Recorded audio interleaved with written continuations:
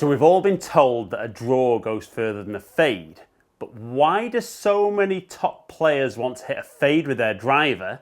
And most importantly, is it absolutely true?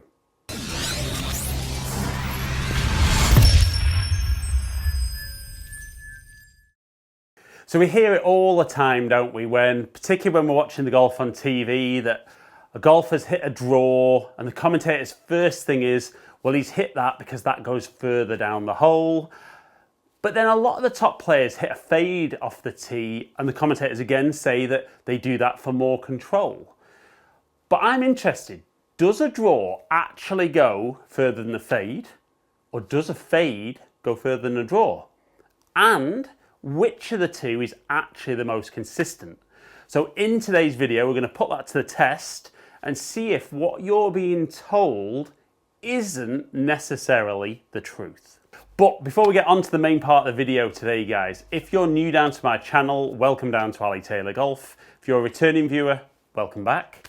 If during today's video you're enjoying the content and you don't currently subscribe, please consider clicking the button below.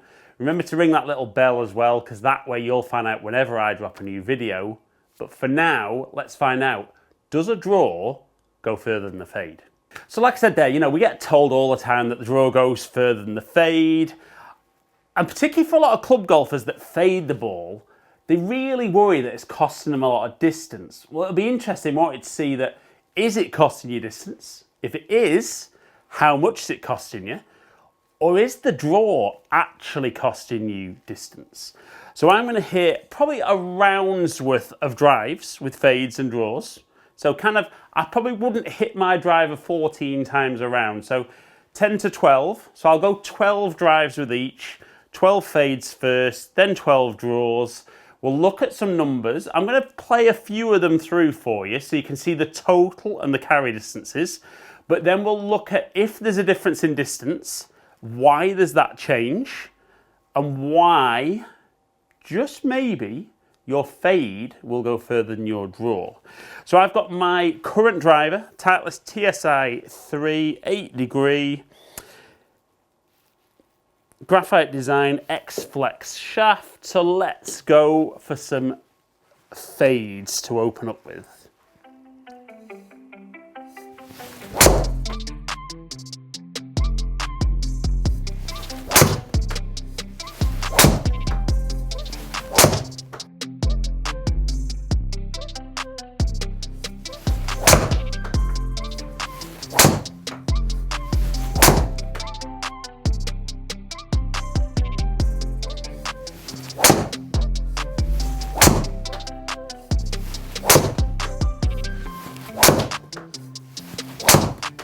That one there, a solid little shape, 244 carry, just under 268 total.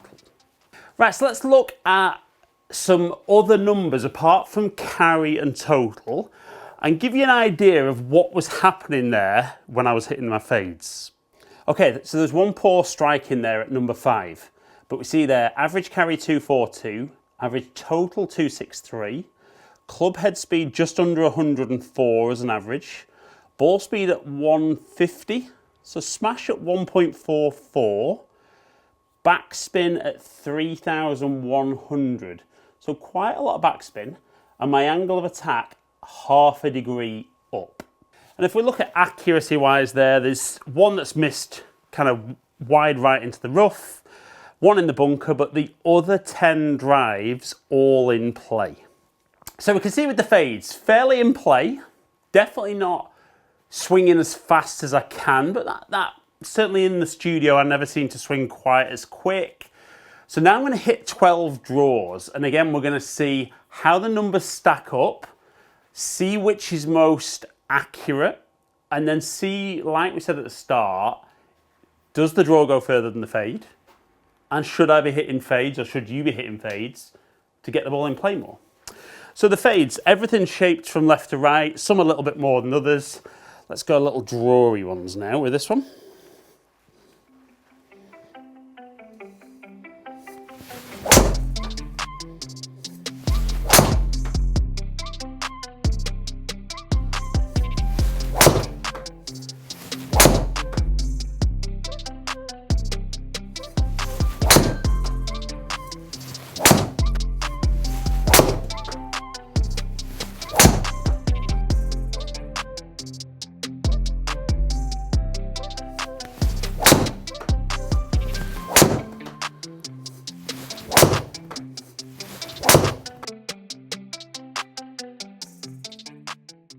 Right, so there's the draw shot. So it'll be interesting to see now, because I felt I swung very much at the same speed.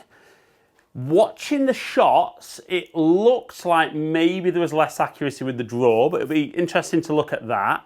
So let's look at the draw numbers, then let's compare the numbers and find out if a draw goes further than a fade, and is a fade more accurate than a draw.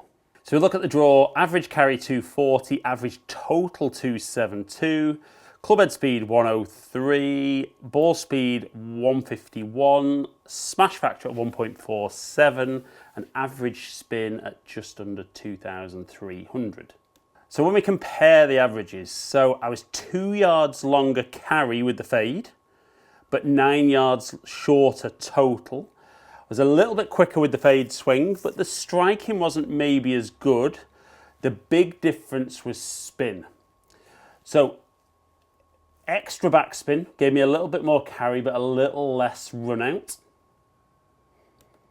And you can see my angle of attack with the draw was 3.3 degrees up compared to 0.5 up with the fade. Now, if we look at the strikes, the fade strike was very centered, as was the draw. If anything, maybe just slightly more toe favored with the draw, which would have then definitely helped kind of keep that spin down. And when we look at what's in play, actually got the ball maybe in play a little bit more with the draw, more because there was a bunker on the right hand side, but not saying that the draw was less accurate than the fade, both about the same and pretty much what I expected. So what you need to remember, when a ball draws or fades, what we're talking about is when a golf ball flies in the air, there's obviously speed it's flying at and there's amount of backspin on the golf ball. So what creates the shape on the ball is actually the way the golf ball kind of tilts in the air. So if we were drawing the ball, it'll tilt one way, and if it's fading the ball, it'll tilt in the opposite direction. So in theory, if everything is equal, so ball speed, club speed, spin, dynamic loft, everything is equal, and the only thing that changes is the tilt, a draw and a fade will go the exact same distance. Now, which one is more accurate ultimately comes down to which one you're better at controlling. But I would say from looking at those numbers, no real difference. The draw launched a bit lower, spun a bit less, therefore ran out a little bit further, but didn't carry quite as far. So didn't really go much further. And the fade wasn't really any more accurate. Right then guys, so is a draw longer than a fade? As I said there, if everything is presented equally, they're exactly the same. Now what you'll see with a lot of golfers though is to draw the ball, they'll present less loft, therefore that gives a bit more ball speed, a little bit less spin, so it will go a little bit further. Not with everybody though. Some golfers will present more loft with the draw with the way they'll release the club. So it becomes very individual. For a lot of golfers who fade the ball, who add loft, drawing it will make the ball go further. So that might be something you would work on. But you need to test it yourself really and find out which one you hit the furthest. Then the accuracy thing. For me, that comes down to how good you are at consistently delivering the club in the means that you need to fade or draw it. Because if you're more consistent with one, the ball will go in play more often with that. And then which one you're most consistent with the strike, which will again aid with that consistent shape. So when you're listening to the commentators on TV, don't always believe everything they've said. A draw doesn't necessarily go further than a fade, and a fade isn't necessarily more accurate. You know, I mean, if you look at Dustin Johnson's a great example, you know, his driver is set up absolutely perfectly so that when he hits a fade, he gets his best launch conditions and hits the ball the furthest. There would be the danger with just Dustin that if he were to draw the ball and de-loft it, maybe the ball wouldn't spin enough and he'd actually hit it a little bit shorter, which is where he might drop down to something with a bit more loft on to draw the ball. But don't always believe everything you hear on TV. Like I said, get along, practice it yourself and see which one goes the furthest for you. See which one's the most accurate. And the nice thing is, if the draw is the one that hits it the furthest and the most accurate for you, go with it every time. If the fade's the one that goes the furthest and the most accurate, go with that every time. If one goes further than the other, but is less accurate than the other, you've just got to weigh up your options and see what's going to benefit you most on the hole you're playing. But the key is, have some fun with it, see what works, and then stick with it. So guys, hope you've enjoyed today's video. If you have, like it and share it, comment below and I'll get back to as many people as I can. If you've enjoyed today's video and you don't currently subscribe, please click the button below, ring the notification bell, then you'll find out whenever I drop a new video. Follow me on all my social media platforms, all under Ali Taylor Golf. Hopefully catch up with some of you guys down here soon. Stay in contact.